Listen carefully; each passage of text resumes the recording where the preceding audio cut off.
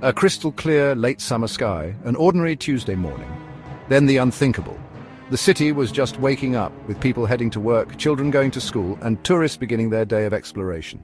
The hustle and bustle of New York City was in full swing, a typical day in one of the world's busiest metropolises.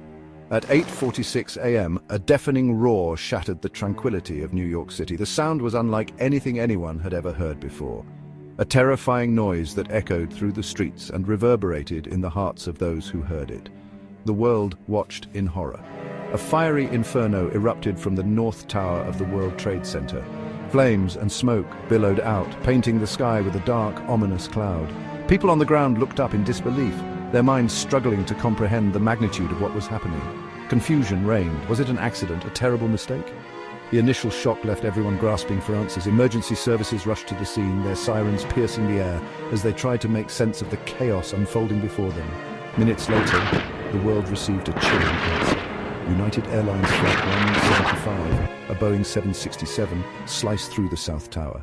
The impact was devastating, a second explosion that confirmed the worst fears. This was a coordinated attack, a deliberate act of terror. This was no accident, this was war.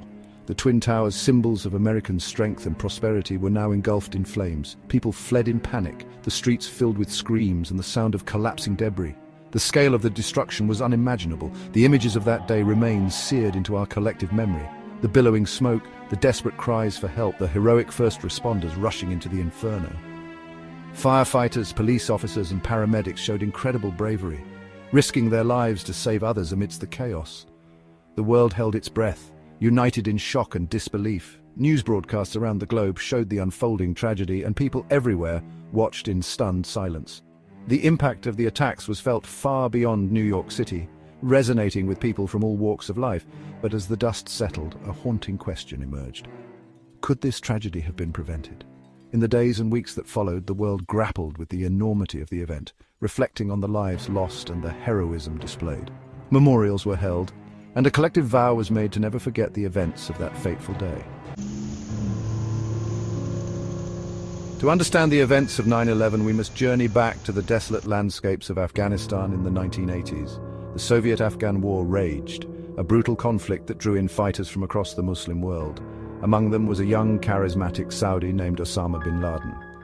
Driven by a fervent interpretation of Islam, bin Laden saw the Soviets as infidels invading Muslim land. He joined the Mujahideen, the Afghan resistance fighters, and poured his considerable wealth into the fight. The war in Afghanistan became a crucible, forging alliances and ideologies that would have lasting consequences. Bin Laden found common cause with other radical Islamists, united by a shared hatred of the West, particularly the United States. They saw America as a corrupting force, propping up corrupt regimes in the Middle East and undermining Islamic values. From the ashes of the Afghan war, a new threat emerged. Al-Qaeda, a global terrorist network with bin Laden at its helm. The Soviet-Afghan War was not just a regional conflict, it was a battleground for ideologies. The Soviet Union, seeking to expand its influence, invaded Afghanistan in 1979. This invasion was met with fierce resistance from the Afghan Mujahideen, who were determined to defend their homeland. The war lasted for a decade, causing immense suffering and devastation. Fighters from across the Muslim world flocked to Afghanistan, seeing it as a holy war, or jihad, against the atheist Soviets. These foreign fighters brought with them not only their combat skills, but also their radical ideologies. They believed they were fighting a just war sanctioned by their faith. Among these fighters was Osama bin Laden, a wealthy Saudi who was deeply influenced by the teachings of radical Islam. Bin Laden was not just a fighter, he was a financier and organizer. He used his wealth to support the Mujahideen, providing them with weapons, supplies, and training. Bin Laden's interpretation of Islam was extreme. He believed that it was the duty of every Muslim to fight against those he saw as enemies of Islam. This included not only the Soviets but also the United States and its allies. Bin Laden's views were shaped by his experiences in Afghanistan and his interactions with other radical Islamists. The Soviet soldiers, heavily armed and well-trained, faced a determined and resourceful enemy in the Mujahideen. The Mujahideen used guerrilla tactics, striking quickly and then disappearing into the rugged terrain. Despite their lack of sophisticated weaponry, they managed to inflict significant damage on the Soviet forces. Bin Laden's involvement in the war was not just about fighting, it was about building a network. he established connections with other fighters and leaders, creating a web of alliances that would later form the backbone of Al-Qaeda. These relationships were based on a shared ideology and a common enemy. Bin Laden's wealth was a crucial factor in the Mujahideen's ability to sustain their fight. He provided not only financial support but also logistical assistance, ensuring that the fighters had the resources they needed. This support earned him the respect and loyalty of many Mujahideen leaders. The war in Afghanistan was a brutal and bloody conflict. Both sides suffered heavy casualties, and the civilian population bore the brunt of the violence. Villages were destroyed and countless lives were lost. The war left deep scars on the Afghan landscape and its people. Amidst the chaos of war, ideological discussions flourished. The Mujahideen were not just fighting a physical battle, they were engaged in a battle of ideas. These discussions helped to shape the future direction of the jihadist movement, laying the groundwork for the emergence of Al-Qaeda. Bin Laden found common cause with other radical Islamists, united by a shared hatred of the West, particularly the United States. They believed that the West was responsible for many of the problems facing the Muslim world, and that it was their duty to fight against it. This anti-Western sentiment was not new, but it gained new intensity in the context of the Afghan war. The radicals saw the United States as the primary supporter of corrupt regimes in the Middle East. And they believed that by attacking the West, they could weaken these regimes. They saw America as a corrupting force, propping up corrupt regimes in the Middle East and undermining Islamic values. This belief was a central tenet of their ideology and would later become a driving force behind Al-Qaeda's actions. The radicals were also critical of the regimes in the Middle East, which they saw as corrupt and un-Islamic. They believed that these regimes were betraying the principles of Islam and that it was their duty to overthrow them. From the ashes of the Afghan war, a new threat emerged: Al-Qaeda, a global terrorist network with bin Laden at its helm. Al-Qaeda was born out of the chaos and destruction of the war, and it carried with it the radical ideologies that had been forged in the crucible of conflict. Al-Qaeda was not just a group of fighters, it was a network of like-minded individuals who shared a common goal. They were united by their belief in the necessity of jihad and their hatred of the West. Under bin Laden's leadership, Al-Qaeda grew in strength and influence. They established training camps, recruited new members, and planned attacks against their enemies. The seeds of future terror were sown in the mountains of Afghanistan, and the world would soon feel their impact. Born into a wealthy Saudi family, Osama bin Laden could have chosen a life of comfort and privilege. Instead, he dedicated himself to a twisted interpretation of jihad, declaring war against the United States and its allies. Bin Laden's hatred stemmed from a complex mix of religious extremism, resentment towards American foreign policy, and a desire to establish a global Islamic caliphate. Through fiery pronouncements, bin Laden rallied followers to his cause.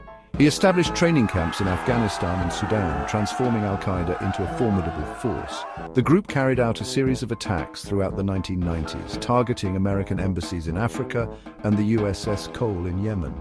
Each attack served as a bloody calling card, a prelude to the horrors that awaited on that fateful September morning. The seeds of 9/11 were sown years in advance, meticulously planned and rehearsed in the shadows. The plotters, driven by a fanatical ideology, sought to inflict maximum damage upon the United States, striking at the heart of its economic and military might. They chose their targets carefully. The World Trade Center, a symbol of American capitalism, the Pentagon, the nerve center of American military power, and Washington, D.C., the seat of American government. The hijackers, mostly Saudi nationals, entered the United States legally, blending into American society. They attended flight schools, learning the basics of aviation, not to master the art of flying, but to transform passenger planes into weapons of mass destruction. Their weapon of choice was chillingly simple: box cutters and knives, easily smuggled past airport security. Section 5. The day that changed everything, unfolding the tragedy. The morning of September 11th, 2001, dawned like any other. The city of New York was bustling with its usual energy. People were heading to work, children were going to school, and the streets were filled with the familiar sounds of honking cars and chattering pedestrians. It was a day that began with the promise of normalcy, a day that no one could have predicted would end in tragedy. The hijackers, blending in with the morning travelers, boarded their designated flights. Their deadly cargo, concealed in carry-on bags, went unnoticed by airport security. These men, driven by a dark and twisted ideology, were about to execute a plan that would change the course of history. At 8:46 a.m., American Airlines Flight 11, en route from Boston to Los Angeles, crashed into the North Tower of the World Trade Center. The impact was sudden and devastating, a sickening thud that reverberated across the city.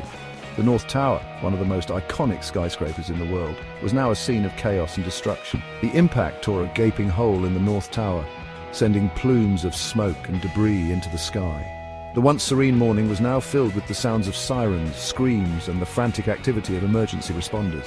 The city was in shock, struggling to comprehend the magnitude of what had just happened.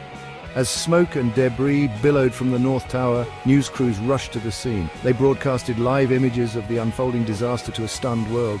People everywhere watched in horror as the events of that fateful morning played out on their television screens. The sense of disbelief was palpable as the reality of the attack began to sink in. Then at 9:03 a.m., United Airlines Flight 175, also bound for Los Angeles, slammed into the South Tower. The second impact confirmed the worst fears. This was not an accident. This was a coordinated attack on American soil. This time, there was no doubt. America was under attack. The scenes of chaos and destruction that followed were unlike anything the nation had ever experienced. Emergency responders, risking their lives, rushed to save those trapped in the towers. The world watched in solidarity and sorrow as the events of September 11, 2001 unfolded in real time. On September 11, 2001, the passengers of Flight 93 showed unparalleled bravery. Realizing their plane had been hijacked, they took decisive action to prevent further tragedy. Their courage saved countless lives, and their heroism remains an enduring symbol of selflessness and sacrifice. As the towers fell, a cloud of dust and debris engulfed Lower Manhattan.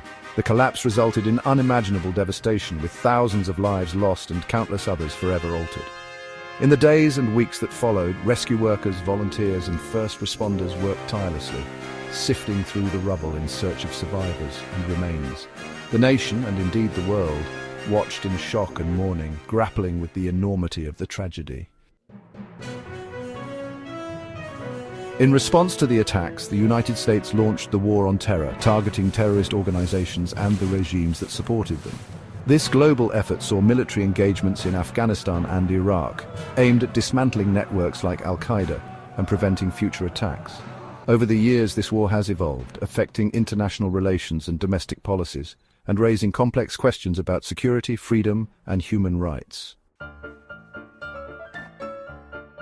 Despite extensive investigations, many questions about September 11th remain unanswered.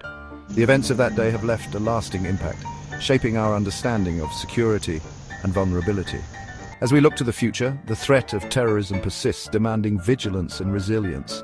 The legacy of 9/11 continues to influence our world, reminding us of the importance of unity and preparedness in the face of adversity.